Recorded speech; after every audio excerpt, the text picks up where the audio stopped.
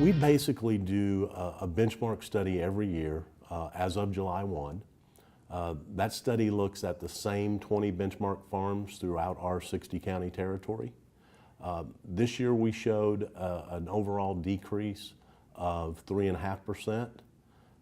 That's showing 15 of the 20 benchmarks that were down. 3 were unchanged and 2 were up just slightly.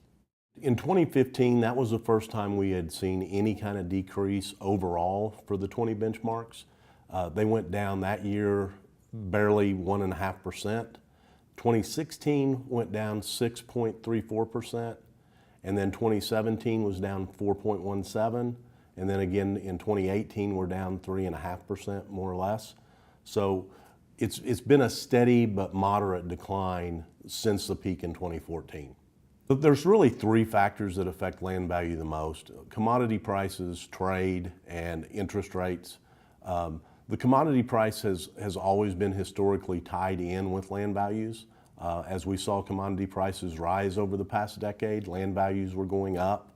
As we've seen them start to fall and come down significantly, land values have followed that trend.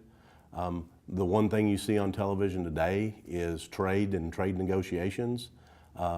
Exports are huge for corn and soybeans, and so we need to get those trade negotiations settled, and hopefully that works out well. But if those negotiations don't go well, then it will affect Illinois land values.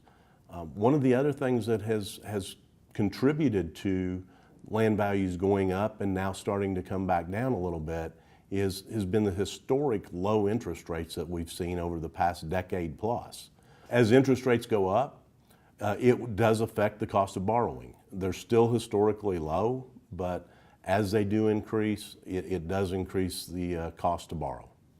In Illinois, only less than 1% of land ownership transfers in 1 year. So one of the things that has kept the land market from declining even further is just simply supply and demand.